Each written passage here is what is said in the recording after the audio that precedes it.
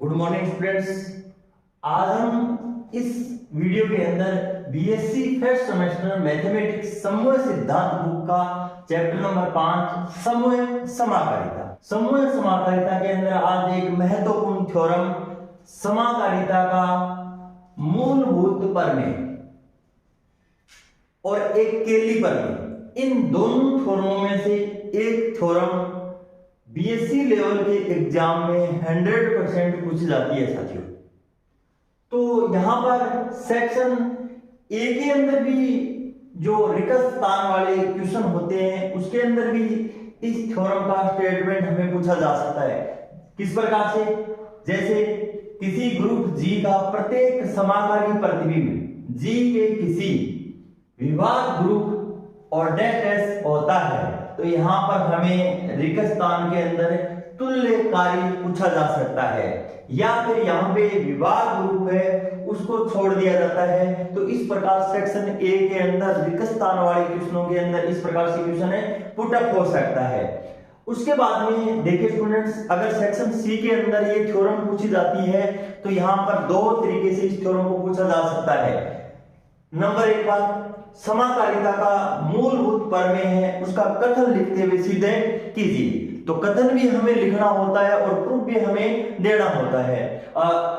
और अगर आपको दूसरे तरीके से क्वेश्चन अगर पूछा जाता है तो यहाँ से ये कथन आपको दिया हुआ एग्जाम के अंदर मिल सकता है और फिर इसको प्रूफ करवाया जा सकता है। जैसे किसी ग्रुप जी का प्रत्येक समाकारी प्रतिबिंब जी के किसी विभाग ग्रुप के तुल्यकारी होता है। और साथियों, हमने पहले तुल्यकारिता की जो शर्तें हैं उसका अध्ययन किया है। पहले हमें एक सिद्ध करना होता है, आच्छादक सिद्ध करना होता है और समाकारिता भी हमें सिद्ध करना होता है विभाग ग्रुप। तो यहाँ पर देखिए स्टूडेंट्स, हमने पहले पढ़ा है जी बट्टा अच, और यहाँ पे जो अच है वो जी का सबसेट है साथियों। और सबसेट में से कोई यहाँ पे हमने पहले भी अध्ययन किया है समाकारिता की अष्टी, और समाकारिता की अष्टी के अंदर हमने अष्टी को के से डिनोटेड किया है। किससे किया है? के से। और अष्टी का अर्थ हम भली भांति जानते हैं। मान लीजिए हमारे पास कोई सेट एक जी है और दूसरा सेट कोई जी डैश है। हम जी में से कोई भी प्रत्येक एलिमेंट को उठाएंगे और यहाँ पे x पे अगर हम f ऑपरेट कर दे और प्रत्येक बार उसका मान अगर e डैश हमें मिल जाए तो उसे ही हम समाकारिता की अष्टी कहते हैं। तो पहले तो हमें जो सामान्य शब्दावली है उनकी जानकारी होनी चाहिए। अब देखिए स्टूडेंट्स, इस थ्योरम को सिद्ध करने के लिए सबसे पहले मैंने एक कोई जी सेट लिया है। कौन सा सेट लिया है? जी सेट। और जी सेट के अंदर मान लीजिए मेरे पास कोई एलिमेंट है, वो साथियों स्मॉल a b और x इस तरीके के कोई एलिमेंट है। और यहाँ पे g के प्रत्येक एलिमेंट में मैं कोई फंक्शन f ऑपरेट कर देता हूं। क्या कर देता हूं? f ऑपरेट कर देता हूं। तो g डैश जो समुच्चय होगा उसके अंदर जो एलिमेंट मिलेंगे हमें वो यहाँ पे f a f b और f x टाइप के हमें मिलने वाले हैं। यहाँ पे फंक्शन f हमें दिया हुआ है साथियों, g से g डैश पर कोई परिभाषित कोई फलन इस प्रकार से है। अब देखिए स्टूडेंट्स, हमें जो सिद्ध करना है वो क्या सिद्ध करना है? देखिए गणितीय भाषा के अंदर हम देखें तो विभाग ग्रुप को हम g बटा k से यहाँ डिनोटेड करेंगे। k यहाँ पे कोई अष्टी है साथियों, और यहाँ पे देखिए स्टूडेंट्स g बटा k है वो तुल्यकारी होगा किसके? g डैश के। तो यहाँ पर देखिए स्टूडेंट्स, मैंने एक तीसरा जो समुच्चय है वो g बटा k लिया है और g बटा k के अंदर किस प्रकार के एलिमेंट होंगे ये देखने वाली बात है। तो देखिए स्टूडेंट्स, विभाग ग्रुप और विभाग ग्रुप के अंदर देखिए स्टूडेंट्स, यहाँ पे हमने g के अंदर एक यहाँ पे अष्टी का कोई एलिमेंट k लिया है और k और a इस पे अगर मैं फलन कोई फाई परिभाषित करता हूं तो हमारे पास जो प्रतिबिंब या इमेजेस बनेंगे वो f a और f b और f x टाइप के बनने वाले हैं। और पहले हमें यहाँ पे फाई को सुपरिभाषित करना होगा। जैसे ही हम कोई फलन खुद मानते हैं तो पहले हमें प्रूफ करना होता है कि वो फलन परिभाषित है या फिर नहीं है।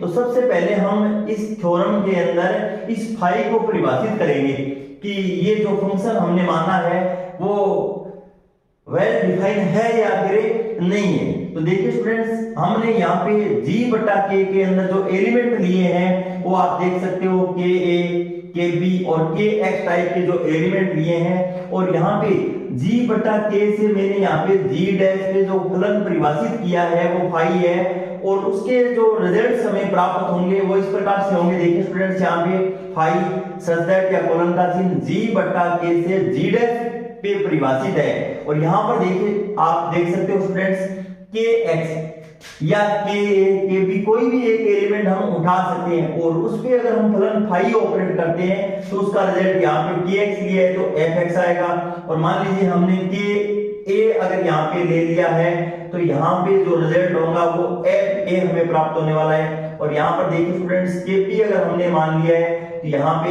एफ बी हमें प्राप्त होगा प्रतिबिंब के रूप में। देखिए स्टूडेंट्स, सर्वप्रथम हम फाई को सुपरिभाषित करेंगे, और फाई को सुपरिभाषित किस प्रकार से करते हैं देखिए स्टूडेंट्स।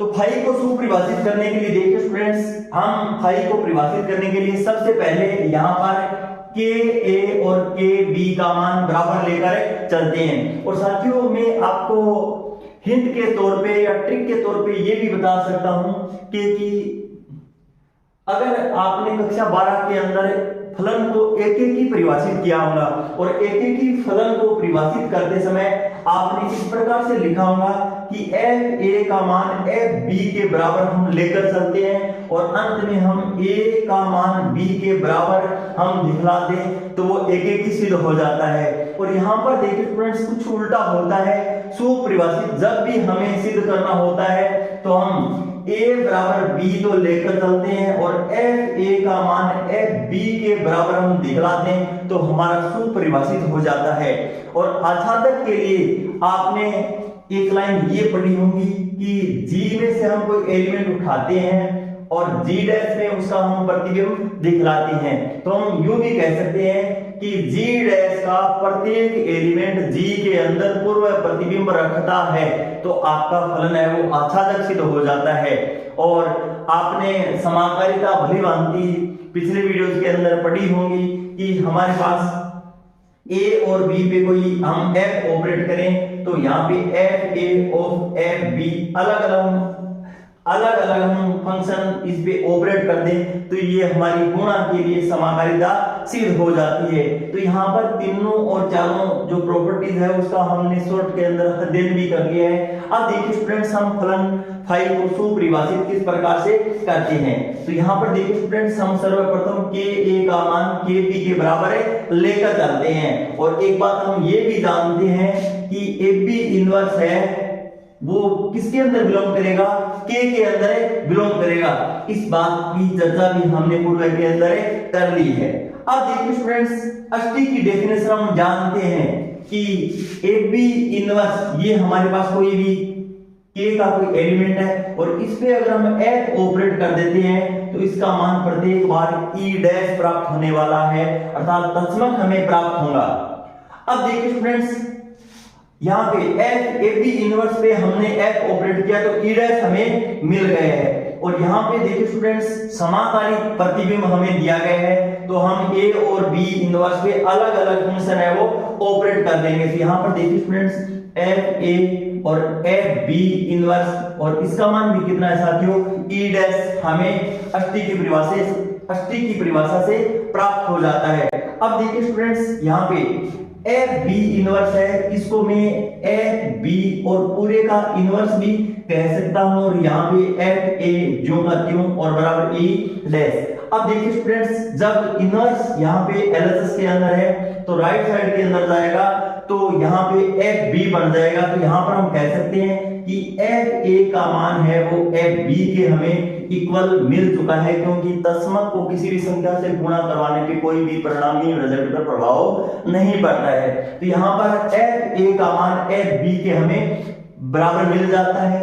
अब देखिए स्टूडेंट्स, हमने एक बात ये भी पढ़ी थी कि एफ ए और एफ बी का जो मान है वो फाई के अंदर अगर हम देखें तो इसका जो मान है वो फाई के ए और फाई के बी के क्या होगा, बराबर होगा स्टूडेंट्स जी बटा के से जी डैश पे जब फंक्शन फाई परिभाषित किया है तो इस बात को क्लियर भी किया है कि यहाँ पे ए होने पे यहाँ पे के ए आएगा और बी होने पे के बी आएगा और एक्स होने पे के एक्स आएगा।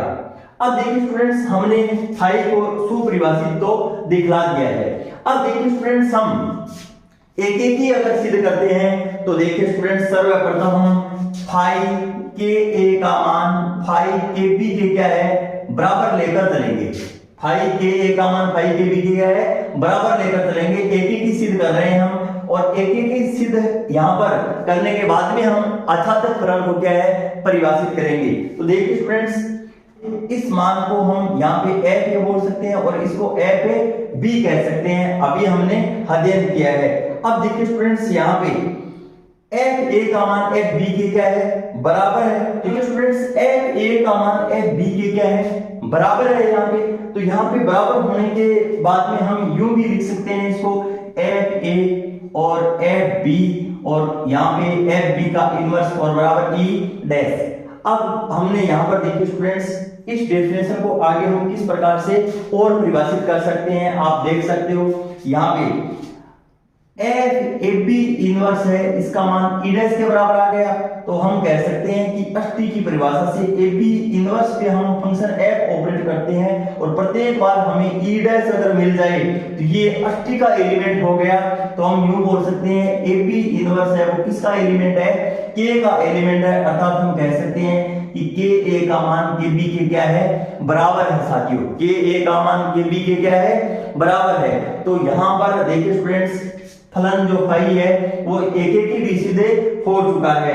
अब उसके बाद में हमें फाई को क्या है आच्छादक सिद्ध करना होता है। तो आच्छादक के अंदर हम यूं भी लिख सकते हैं साथियों जी डैश का प्रत्येक एलिमेंट जी बटा के अंदर पूर्व प्रतिबिंब रखता है तो फलन फाई है वो आच्छादक हो जाएगा साथियों। यहाँ पर आप देख सकते हो कि आपका जी बटा के है यहाँ पे जी डैश है। तो देखिए स्टूडेंट्स जी डैश का प्रत्येक एलिमेंट जी के अंदर पूर्व प्रतिबिंब रखता हो तो फलन फाई क्या है वो आच्छादक हो जाएगा। स्टूडेंट्स शुरुआत के अंदर हमने यहाँ पे एक कोई फलन ए एलिमेंट बी और एक्स इस प्रकार से कोई एलिमेंट दिए हैं और यहाँ पे हमने जी डैश कोई समुच्चय लिए यहाँ पे जी है आपका और ए पे हम कोई भी यहाँ पे फलन एफ ऑपरेट करते हैं तो यहाँ पे आपका मान एफ ए मिलता है और यहाँ पे एफ बी मिलता है और यहाँ पे एफ एक्स मिलता है। तो यहाँ पे एफ ए को साथियों में ए डैश कह सकता हूँ, यहाँ पे बी को बी डैश कह सकता हूँ, एक्स को एक्स डैश कह सकता हूँ। तो देखिए स्टूडेंट्स जी डैश का प्रत्येक एलिमेंट जी में पूर्व प्रतिबिंब रखता है। तो यहाँ पर आप देख सकते हो यही लिखा हुआ है कि जब हम ए पे कोई फलन f ऑपरेट करेंगे तो उसका मान a डैश हमें प्राप्त होता है और जब हम यहाँ पर g डैश के अंदर जो एलिमेंट प्रतिबिंब दिखलाएंगे g बटा k से तो यहाँ पर देखिए स्टूडेंट्स आपका k a के बी और के एक्स कोई एलिमेंट है और इस पे फलन कोई फाई परिभाषित करेंगे तो हमें जो रिजल्ट मिलेगा वो साथियों यहाँ पे एफ ए एफ बी और एफ एक्स टाइप का होगा। तो यहाँ पर आप देख सकते हो मान लीजिए मेरे पास कोई एलिमेंट के ए है और इस पे फलन मैंने कोई फाई ऑपरेट कर दिया है। फाई ऑपरेट करने के बाद में उसका मान एफ ए या फिर ए डैश आएगा। यही बोला है के ए के ऊपर में कोई फंक्शन फाई ऑपरेट करता हूं तो या तो एफ ए आएगा या फिर क्या आएगा साथियों ए डैश हमें मिलने वाला है। समाकारिता दिखाने के लिए देखिए स्टूडेंट्स जी बटा के अंदर आपका के ए और के बी दो कोई एलिमेंट है और यहाँ पर देख सकते हो आप के ए और के बी उसके ऊपर में अगर फाई फलन यहाँ पे ऑपरेट कर देता हूं साथियों तो आपको यहाँ पे फाई के ए बी मिल जाता है क्योंकि विभाग रूप में हमने ऐसा पढ़ा है कि के ए और के बी को हम जब प्रतिचित्रण के अंदर दिखाते हैं दो बार न लिखकर हम एक बार ही लिखते हैं तो यहाँ पर हमारे पास फाई के ए बी हमें प्राप्त हो जाता है और जब हम फंक्शन एफ पे इसको ऑपरेट करते हैं तो इसका मान एफ ए बी हमें प्राप्त होता है। तो इसको हम यूं भी लिख सकते हैं कि एफ ए बी और F A into F B, और एफ ए और एफ बी का अर्थ यहां पर आप देख सकते हो कि फाइव के ए का मान फाइव, यहां पर 5ka इंटू 5kb हमें प्राप्त हो जाता है। ये आपकी समाकारिता है वो सिद्ध हो जाती है। इस प्रकार से हम कह सकते हैं कि g बटा k तुल्यकारी है किसके, g डैश के। अगले वीडियो के अंदर हमारी कोशिश रहेगी केल्वी थ्योरम को सिद्ध करने की। इन्हीं शब्दों के साथ जय हिंद, जय भारत।